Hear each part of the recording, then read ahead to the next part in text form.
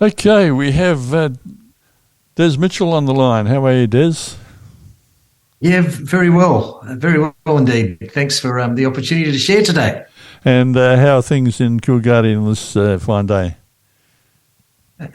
Well, I have to say, Alan, having flown out of Perth this morning, it's a little bit warmer here. The skies are blue, and it's a very easy place to relax. Oh, good man, good man.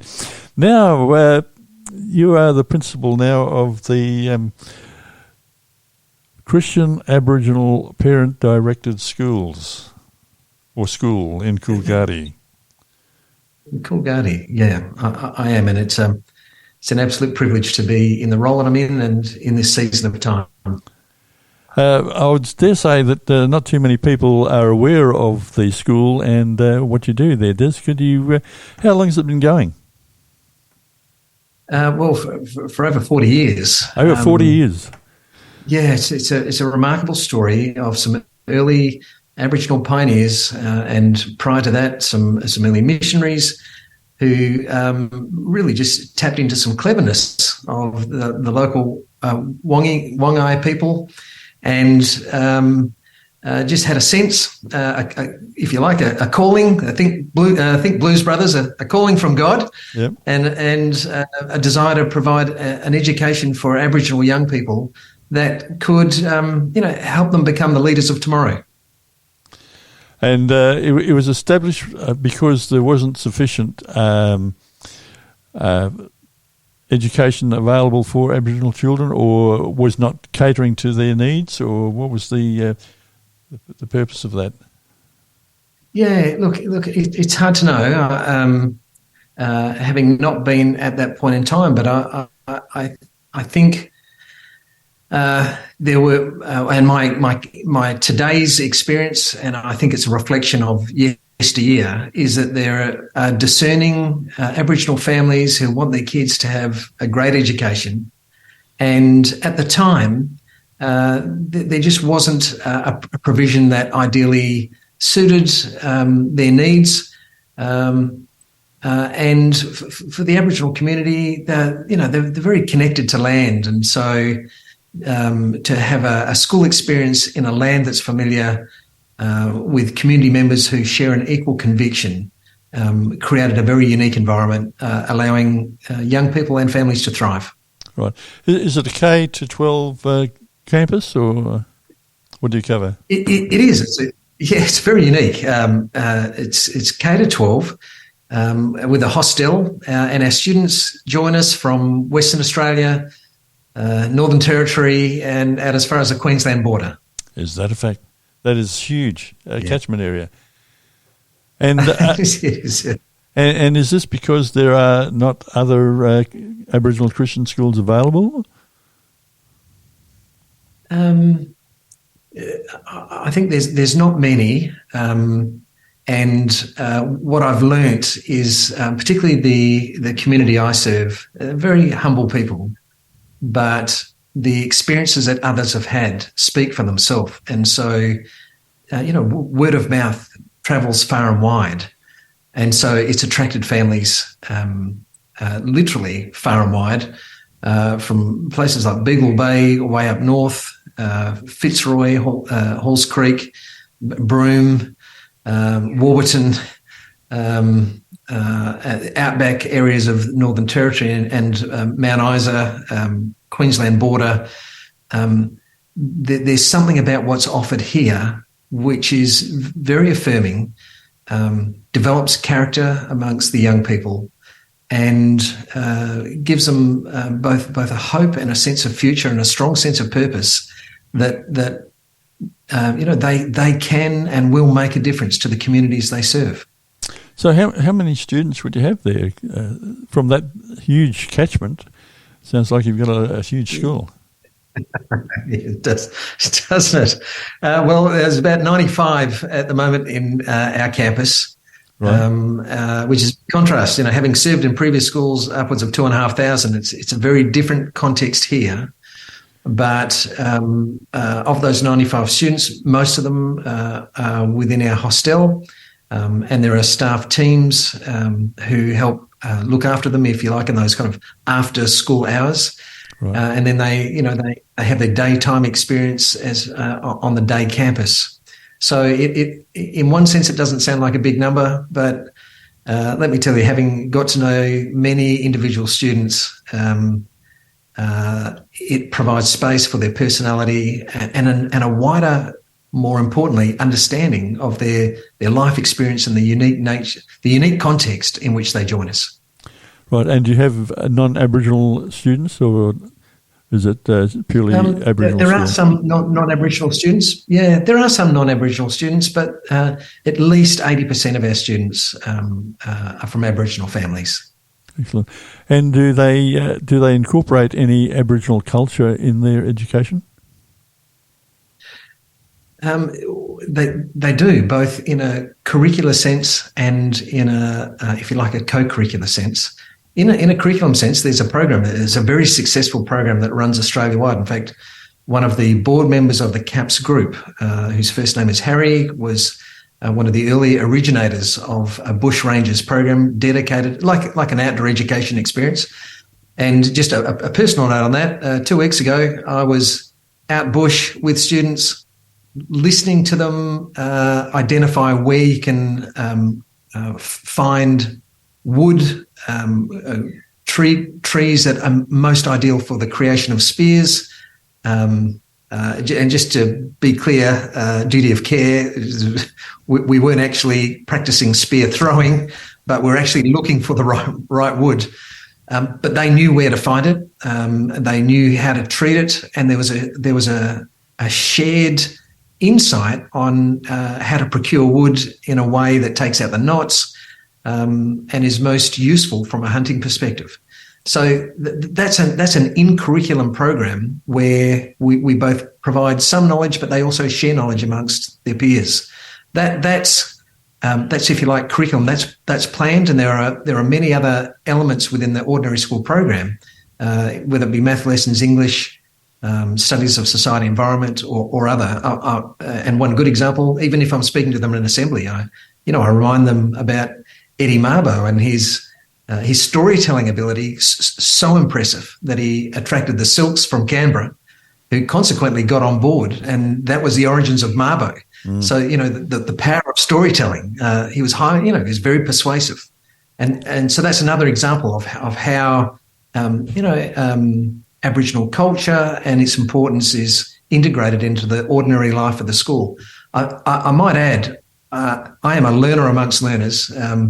When I listen to students and they talk to me about how to catch goannas, the best way to catch goannas, where to be upstream, how to come downstream, how to subsequently use the moisture from a goanna to make damper.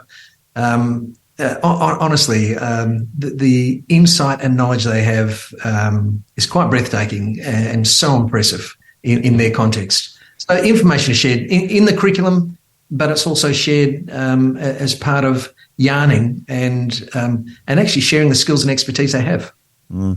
Hey, actually, I can just listening to you there reminded me of a time I had some Wongai friends up at Menzies, and they took me out bush, and it is an incredible experience to be in the bush with Aboriginal people, and their knowledge is unbelievable. But I suppose it's a knowledge which has been sort of learnt over many generations, and it would have been a great experience for you. Yeah, well, it is a great experience, and their connectedness to each other, the honouring of relationships, the honouring of cousins, the honouring of relatives, both close and distant. There's a real people space that says, you know what, people matter, and I love that about their community, and I love that about their culture. And you're right in terms of learning things from them. I had my first bush Easter experience out bush with a bush tomb, just reflecting on the Easter story. And I was just amazed to see the kids acting it out in a bush setting. And in the midst of it all, one of the local elders sharing with me, just pointing out a particular tree that's got a particular medicinal benefit. and it was just incidental as part of being on location. So, yeah, they have an amazing knowledge and an incredible connectedness to nature. Mm. Now, the Christian school is referred to as a parent-directed school. Now, a lot of private Christian schools are parent-controlled, but I'm intrigued about the parent-directed aspect of it. What does that entail? Yeah. Well, at the heart of it is, who knows children the best?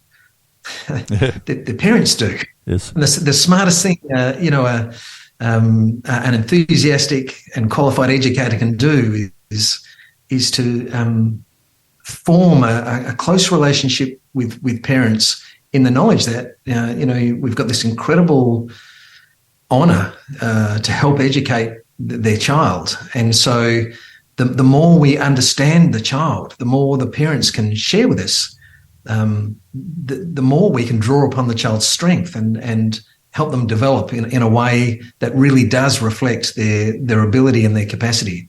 So, it's also a way of protecting the Aboriginal culture, which is at the heart of it as well. So there's a real sense of wanting to honour the child by honouring the family and staying close. And in doing that, we get to know them really well, and we get to work out where their strengths are, how we can help them.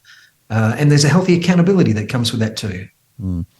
Now, it's a Christian school. Is it necessary for the parents of the children to be Christians to come to the school? No, it's not essential. And we attract families from a wide range of contexts.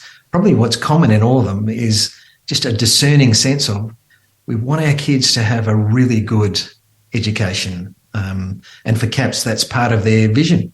This sense of, what does an excellent education look like for our young people? So no, they don't have to be Christian, but perhaps not surprisingly, Christianity is imbued with many, let me call them positive provocations. The concept of forgiveness, the concept of gratitude, the concept of faith and faithfulness, the concept of character. There are so many helpful Bible stories. There are so many insights to people's conduct in difficulty and adversity, where you look at it and you go, "Wow, I'd like to be more like that." And for us, at the heart of it all is a person who gave up his life for others. Arguably, no greater expression of love. So we attract families who want their kids to be of great character. Right. And obviously to attract students from such a wide range, is it all by word of mouth, or do you actually promote the school, or how does that happen? Yeah, actually, it's predominantly word of mouth.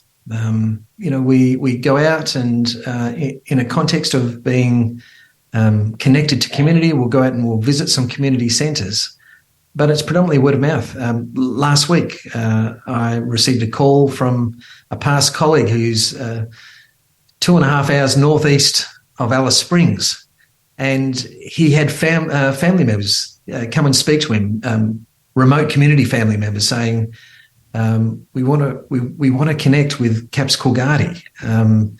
And he looked up CAPS Coolgardie and then discovered that I was a principal here, and it made for an easy conversation. So it's actually predominantly word of mouth. But can I just say, just as a refreshing, really affirming and positive aspect, particularly of the Wongai mob, they're so humble. They're not into self-promotion, but they're absolutely committed to the well-being of young people and absolutely committed to where they are now and where they'll be in the future. And that passion, that tenacity to make a difference without broadcasting says something about the heartfulness in which they work and in which they care for the community. So it's predominantly word of mouth. And is the CAPS model one that could be easily replicated and used somewhere else? Yes, and it is, but as always, it comes down to the heartfulness and the purposefulness behind it. CAPS, has within its vision, it takes a lighthouse approach that says we want our kids, we want our young people to be a lighthouse for others and to be a source of light and a source of support, and to build strength into their communities and leadership into their communities. With that kind of heartfulness, yes, it's replicatable, but the heart's got to be right. We could be clever. There's past requests for CAPS to go into other communities, and just a discerning sense of, well, if we do, we want to make sure that the dynamic is right, that there is a sense of service, and that people want to engage in that space for all the right reasons. Just quietly, Alan, if CAPS gets attracted to a surf break, somewhere like Noosa or Margaret River, I'd find it very difficult to say no, particularly if you know anything about my enjoyment of surfing. And just on that, when the kids first interviewed me, they said, "Mister, what's your hobby?" And when I said surfing, I drew these kind of blank looks of, "Huh? What are you doing here?" But I assured them I was up for any adventure and any new challenge. But CAPS has already been invited to consider going into other communities, and I know for the board of governance, there's a big picture, national sense of how do we serve the Australian community well? How can our Aboriginal young people help transform Australia in a most positive way? Now, I was very intrigued there when you were just talking that the kids interviewed you. Yes, yeah, they wanted to know a little bit about me and about my family, and I'm a visitor in the land that I'm on. I'm not an original owner. And actually, just going back to what I shared about the different communities that come in, we have kids from quite literally 3 different states. They come from their lands, and so we're guests. And so the way I shared it with the students and what they understand is I'm a guest in our community together, and they're guests in the local Wongai community land space.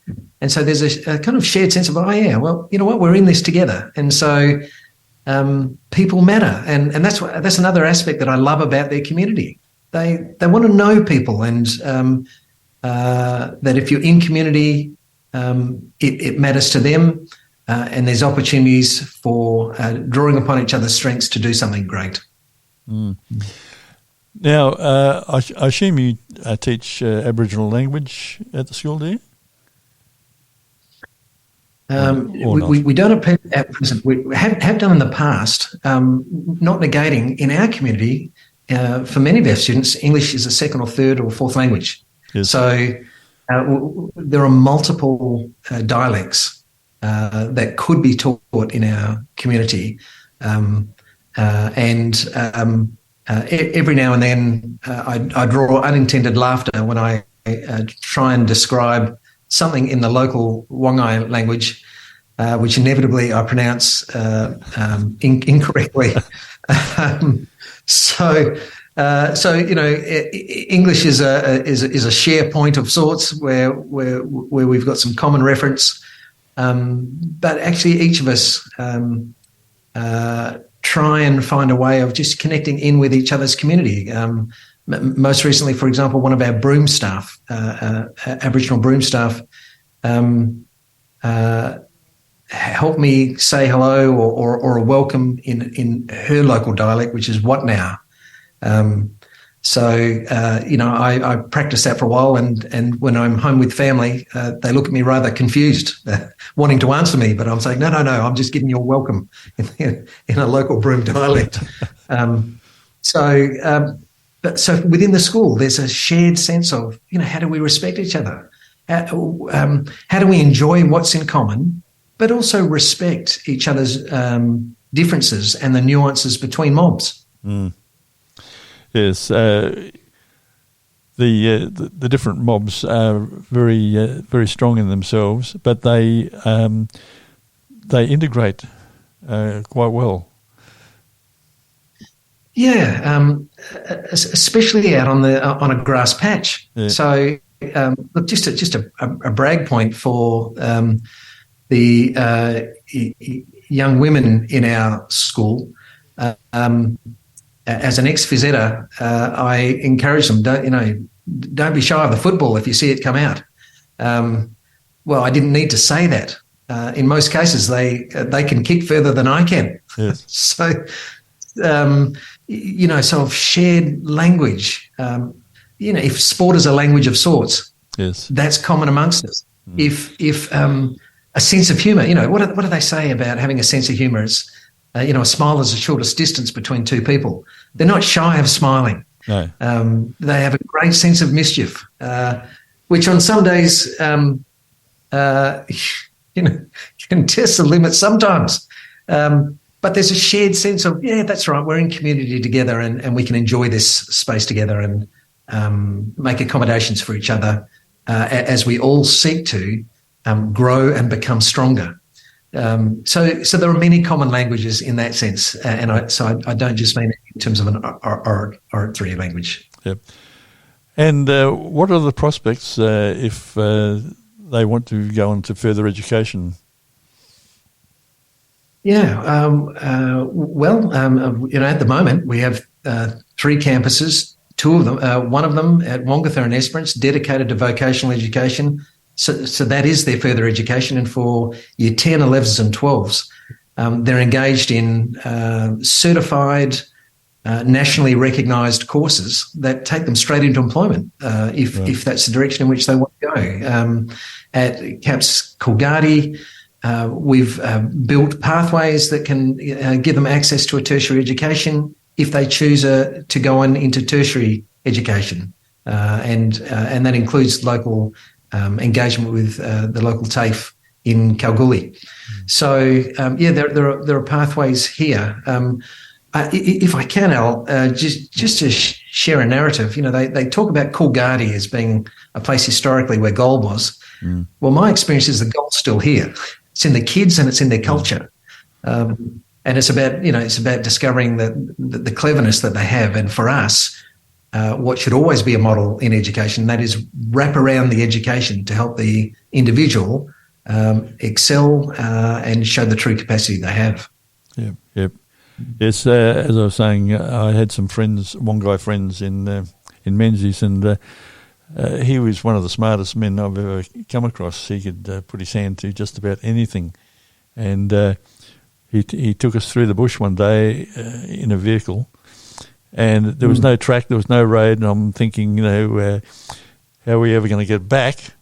But we ended up exactly where he intended to go, and we got back without a road, which I found amazing. They're very clever. Can I just share 2 brief examples? I started a class where I was inviting the Minister for Education, the new Minister for Education, to come out and visit CAPS Coolgardie. If he's listening, by the way, that invitation remains warmly open. I had a young girl, a 13-year-old, her name is Rachel, and I started the class helping set them up to do an interview and to invite the Minister. Such was her intervention in a supportive way. I just did a handover, and she then coached our other students into what to say. And I just stood back and I just thought, wow, she just had incredible leadership skills. She has them, and was able to bring students into their best light, which I was just absolutely impressed by. But there are many examples of students like that who just have, like I say, great cleverness. And when one other example, same class, and one of the young students looked at me and said, I'm going to become a doctor. And I have absolutely no doubt that's where she will go, and that's what she will do. There was a strength and a tenacity in the way that she said it, which just reflected incredible conviction and a strong sense of purpose. Mm. Well, it's been fantastic talking with you, Des, and I'm sure that many people listening probably have not heard of the great work that you do up there in CAPS in Coolgardie, and perhaps we could have you on again one time, and we could perhaps talk to some of your teachers or students and get their angle on their education. There are some students and staff here who would love to share more with you, and on that, I must default to them, to the early pioneers, to the community that make CAPS happen and make it a reality. Great cleverness, great sense of purpose, great humility, and actually a deep affection for the wider community. Thank you very much, Des. We'll be in touch, and certainly we'll be speaking to you again. Thank you. Wonderful. It's Des Mitchell from Coolgardie CAPS School, and you're listening to IPL Radio.